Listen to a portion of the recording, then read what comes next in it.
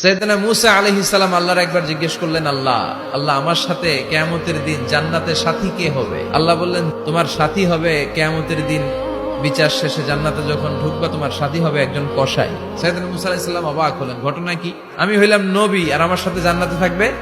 আল্লাহ বললেন, নিজেই দেখে আসো এটা কেমন কসাই। সাইয়েদনা মূসা আলাইহিস সালাম ছদ্মবেশে কসাইয়ের দোকানে দাঁড়িয়ে রইলেন। দেখলেন স্পেশাল বিশেষ কোনো আমল নাই, কসাই শুধু গোশত কাটে, গোশত বিক্রি করে। দিন শেষে দোকান বন্ধ করে প্যাকেটের ভেতরে গোশত নিয়ে বাড়িতে রওনা হয়েছে।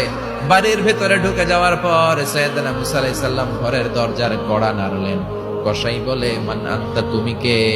মূসা আলাইহিস সালাম বললেন, আনা মুসাফির, আমি মুসাফির, থাকার জায়গা নেই, আপনি যদি থাকার জায়গা দেন আপনার বাড়িতে থাকবো। কসাই বলে, আসেন। সাইয়েদনা মূসা আলাইহিস সালাম ঢুকলেন। কসাই বলে, এই ঘরে একটু থাকেন, ওই ঘরে আমার একটু কাজ আছে। মূসা আলাইহিস সালাম বললেন, যান, কাজ সেরে আসেন। মূসা আলাইহিস সালাম খেয়াল করলেন, ওই ঘরে মাচার উপর থেকে বয়োবৃদ্ধ এক নারীকে তিনি নামিয়ে গোসল করালেন, টাওয়াল দিয়ে গা মুছিয়ে দিলেন, নতুন জামা পরিয়ে দিলেন।